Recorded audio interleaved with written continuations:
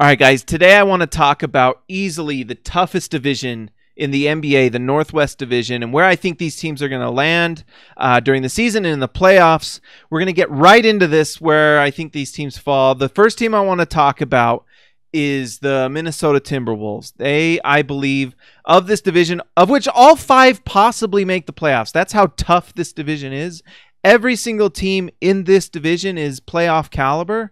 It's just they all are in the same division, and they're all in the Western Conference, and that's what makes the Western Conference so tough, is just the amount of playoff caliber teams. But the first team I want to mention is the Minnesota Timberwolves. If I have to pick a team that made the playoffs last year that I don't think is going to make it this year, that's going to be replaced by someone who wasn't there last year, it's Minnesota. And the reason I say this is that Minnesota makes it to the playoffs last year was not as impressive as you would have thought. They did not play particularly inspiring. They lose 1-4 against the Houston Rockets in what was not an impressive performance by the Wolves. I mean, they had their moments. They do win one of those games against the Rockets, which is good, but it just did not look like they were anywhere near the caliber of the Houston Rockets. And I actually think that the Minnesota Timberwolves have incredible talent. Karl-Anthony Towns is, arguably with someone else we're going to talk about this division, Jokic, the best offensive center in the NBA. His ability to shoot the three at a high level. He can dribble, drive. He just all around offensively has an incredible offensive game. Defensively is another story, but I do think he got a little bit better last season. The player that I really think, if Minnesota wants to do anything, obviously you have Jimmy Butler, who's going to be solid for you next season if he can stay healthy, is Andrew Wiggins. Can Andrew Wiggins become a more efficient player? Can he learn to do more things than shoot at a inefficient level and just be a volume scorer that doesn't really help your team win? Andrew Wiggins is going to be as big a part of this team's future as anything on their team. If he can become something good, then their whole season changes. But if not, he becomes that liability that holds them back, and very well could hold them back from the playoffs this year, because the Western Conference just got even more difficult with LeBron James coming over, and with every team in this division either staying just as good or improving. And so I just think, personally, I don't really see it with Wiggins. I don't know if it's necessarily Wiggins' fault or if it's Coach Thibodeau. It's interesting how many teams wanted Thibodeau to be their coach when he was free and looking for a team to coach. And now I wonder how many Timberwolves fans are still fans of Thibodeau and what he does. Is he kind of a coach that is past his day and age, where he, back when the Celtics won the finals, was that kind of at his peak, and now he's, not really? It's interesting. I thought Thibodeau would be better for the Timberwolves than he's been. I mean, when the Jazz were looking for a coach post Ty Corbin, I thought Thibodeau might be a great option. And honestly, looking at it now, I'm glad the Jazz don't have him and the Timberwolves do. And I actually think that Thibodeau is kind of the reason these guys don't go anywhere further in the playoffs. When I watch the Timberwolves, you see that incredible talent. You see Towns, you see Butler, who are great players, but that system is just not all that existent on offense. And there's just strange decision making with player moves and general management. And I know that Tibbs is going to be more just a coach at this point, unless I'm mistaken. Let me know in the comments, but I don't see it with the Timberwolves. I think the Timberwolves are the team that don't make it to the playoffs this year, if anyone's picking anyone. All right, the next team I want to talk about, one of the teams that probably is more, creates more, I don't know if the word's controversy, but just like, seems like you're either a believer or you're not, is the Denver Nuggets and Jokic, who is honestly probably the best offensive center in the NBA. And you think, wow, when you look at Karl-Anthony Towns, kind of with the athleticism and the shooting, and then you look at Jokic, who has nice numbers, but they aren't numbers that blow you away. His advanced numbers are through the roof. And so Jokic is that kind of that analytics darling for all those analytics writers and bloggers and statisticians and everything. Love Nikola Jokic's game. He's fantastic analytically. And honestly, when you watch him play, he really is it's incredible. He's one of those players that honestly makes me nervous watching him play when he's playing my team, because you know how much offensively he can do. His passing is incredible. His vision passing is elite, and that's really kind of what sets him apart. And the fact that he shoots the three at an efficient enough level. Luckily for the NBA, it hasn't been really that high. I think he shoots somewhere between 33 and 36% for the most part, but that's good enough.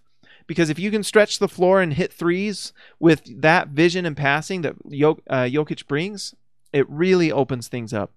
And they have shooting on that team that's going to get better or at least stay the same, where you have Jamal Murray, Gary Harris. Gary Harris, I think, is great. And actually, honestly, if Gary Harris didn't get hurt last year, the Nuggets probably make the playoffs. Last year was a crazy playoff race, and this year is going to be no different. You're going to see just intense basketball where every game matters, and that's why the Western Conference is so fun. But every single game matters, and so an injury to Gary Harris, who might be the best defensive player, I don't know if it's might, he very well is probably the best defensive player on their team, and an efficient, high-level three-point shooter.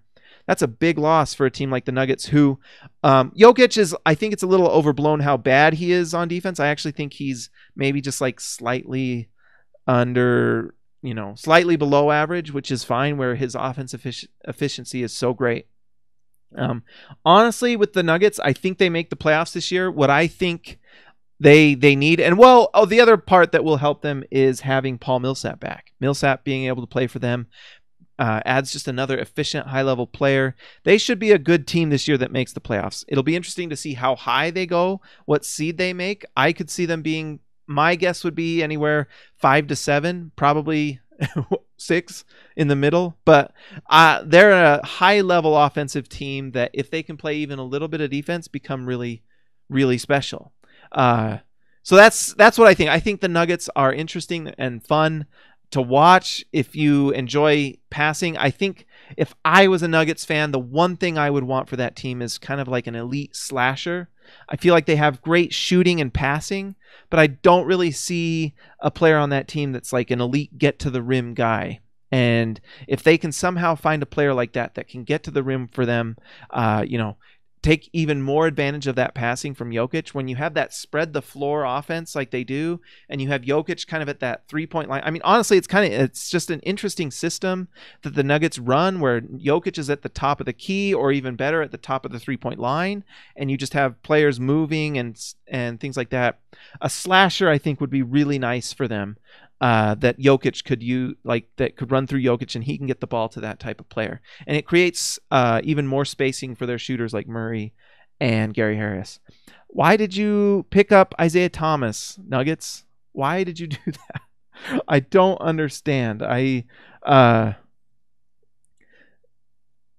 mean, I get possibly why, where you have you have Isaiah Thomas, who is used to be a high-level scorer and creates incredible production off the bench, and was at one point an MVP candidate for the Celtics. I think part of what helped him with the Celtics is the fact that he plays in the Eastern Conference. But with that injury, you just don't know. And then the fact that, he's been kind of a problem in locker rooms. It's just a fact. Whether it's Cleveland, Phoenix. He didn't really have that problem in Boston, but Phoenix, Cleveland, he did. And so we'll see what happens. Maybe he'll be a great addition. You never know. But I would be a little nervous if I'm a Nuggets fan. You don't want to interrupt that chemistry and that time with other players. You don't want to interrupt some of the good things that you had going last year that were kind of derailed by injuries. All right, next team that I think will... I don't think they will make the playoffs next year, barring injury, and that goes for everyone, barring injury, but is the Oklahoma City Thunder. I think they're honestly the third best team in this division, and people will say, wow, well, what about Russell Westbrook and Paul George? And they got Paul George back. They do have Steven Adams, who I think is one of the most underrated centers in the NBA. He's fantastic. He's he looks like Aquaman, and he's got the strength of Aquaman inside. The Thunder are going to be solid. They get Robertson back, who they definitely missed last year. I actually do like the Dennis Schroeder signing for them. I think, for example, Schroeder is that player that on the Nuggets would have been really interesting, because he's got that lightning quick speed. And if they can somehow use his speed to help create space and advantages for them, that's great. But I think Oklahoma City falls about where they did last year. I believe they were the 4 seed last year, played the Utah Jazz, who were the 5 seed. And I think that's about where they fall. They'll 4 or 5 seed in the Western Conference. I think Russell Westbrook is an incredible talent, but I do feel like there is a cap at a certain point because he's not as efficient as the top 3 to 5 players in the NBA. I think Westbrook, when he's at his best, is a top 10 player, but just that efficiency sometimes is just not there enough to move on in the playoffs. And we saw that against the Utah Jazz. I actually feel like Paul George is the best player on that team. Paul George was an incredible re-signing for Oklahoma City. If you're an Oklahoma City fan, congrats to you because he is a high-level player. And the Oklahoma City Thunder front office has really, really made incredible moves this offseason, being able to unload Melo. If you're a Melo fan, there are some interesting things about him, but I feel like the Carmelo Anthony train has kind of, or ship or boat or bird or whatever, has kind of flown away. And they were able to get rid of that contract without any big-time losses to their team. That was huge. So you're able to get Paul George and keep him, I should say, and then Carmelo Anthony, who honestly, against the Utah Jazz, if you were a Jazz fan, me being a Jazz fan and covering the Jazz, I was ecstatic every time Carmelo Anthony shot the ball. And they don't have to deal with that anymore. I know that they're going to be looking at having different players shoot the ball on their team. So you lose Carmelo Anthony, and he at times is a good stretch shooter, but you're replacing him with Jeremy Grant, I guess. Andre Robertson, not great shooters. So there's a give and take there with the Thunder that'll be interesting. At one point last year, the Thunder were a really, really good defensive team. But when Robertson goes down and you have Carmelo, the offense was definitely there. It's kind of a give or take with the Thunder. It'll be interesting to see kind of what that identity is. Are we a team that just relies on Westbrook and George and Adams to kind of produce that offense, and then the other 2 guys spread the floor as best they can? Who knows? But they're an interesting team. They're a lot of fun. I would expect the Oklahoma City Thunder to be a great defensive team again next year. Paul George and Robertson is as good a wing duo of defenders as there is in the NBA, and that's just a fact. And if you can produce offense off of defense like that, they become really good. And I actually think the top 3 teams in this division are very close. Oklahoma City, Utah, and Portland. So next team we're going to talk about is the Portland Trail Blazers, who I think are honestly one of the more underrated and under-talked about teams in the offseason. Damian Lillard and CJ McCollum continue to be one of the most dynamic offensive backcourts in the NBA. Damian Lillard is that MVP candidate that just does not get talked about enough. Damian Lillard is a killer, and he is an efficient offensive monster. And CJ McCollum is a perfect, well, I don't know if he's perfect, but he is a fantastic option off of Damian Lillard that creates offense that's incredible. I was honestly shocked in the playoffs last year that they were not able to create more offense, because sometimes you watch Portland play and their offense is just incredible. Looking at some of their moves this offseason, it wasn't a move that really happened. I just really like Zach Collins. Let's see. I think Zach Collins is the key to the Trailblazers being fantastic next season. If Zach Collins can be a starting level, whether it's power forward or center, I would think you'd prefer him to play center because of that offensive explosion he could possibly bring. He has the chance to make this team so good offensively, they will be scary for anybody. I love Zach Collins' game, and I think he's a lot of fun to watch. And if you can get enough good defenders on the floor that don't hurt you offensively, like Al-Farouq Aminu, that's the makings of a really great team. At the very worst, the Portland Trailblazers are going to be a great offense that is really fun to watch. And the thing that's nice about the Trailblazers is Dame is a killer, and Dame will get wins for you when you didn't think you'd get wins. That's kind of what takes teams from good to great, is having that star like Damian Lillard, who, when you need a bucket or you need a game winner or the game is tight with 1 minute left and it's like a tie game, you need that guy that will go and get buckets and is unafraid of the moment. When the other team is tight, Damian Lillard's not tight, and he makes buckets, and he's fun to watch, and he's going to continue to be like a 26-point per game scorer at high efficiency. McCollum as well will continue to be 20 points per game. They're just dynamic, and if you have enough dynamic players around them, it becomes really interesting, and they're fun, and I was shocked, honestly, that they got swept last year. But anyways, final team I want to talk about, and maybe you want to call me biased, I don't care. But it's the truth. The Utah Jazz are the best team in this division, and people are going to find out this year just how good the Utah Jazz were. There's a reason they beat Oklahoma City in 6 games last season. They did. That's a fact. Anyone who wants to say that the Thunder were better than the Jazz need to go watch that series, because the Jazz earned that one. They took on Oklahoma City, who came out them with their best, and they beat them. The Jazz are going to be the number 1 defense in the NBA, and maybe by a wide margin. And then they are going to be even better offensively this season. So 2 of the big reasons the Jazz are going to be better offensively well, 3 really, is Donovan Mitchell is going to have another year of development. He's going to get better next year. You're going to look at Donovan Mitchell have a start to the season better than Donovan Mitchell was like 1 for 19 on his first 23s last season. And then from that point on, was just better and better and better as the weeks went on. He became just an absolute monster. And the Jazz are going to start off from day one at a high level of efficiency offensively and defensively. You have the defensive player of the year in Rudy Gobert, who, if he stays healthy, has a chance to be not an MVP level. He's not going to win MVP or any MVP votes, but he has MVP level impact on the defensive end of the court. It's undeniable. So the effect that Steph Curry and James Harden and Damian Lillard and all these incredible offensive players have on the offensive end, Rudy Gobert has that on the defensive end. It is palpable. He is like a Darrelle Revis defender who other teams don't even challenge at the hoop. They don't even do it. And when they do, they get punished for it. And if the Jazz can stay healthy on the defensive end with Thabo Sefolosha coming back, ferocious defender. He actually led the Jazz in real plus minus before his injury happened. You also will get Dante Exum back, who guarded Harden better in the playoffs than anyone ever has. You're also getting Royce O'Neal, who was also a plus defender as a rookie.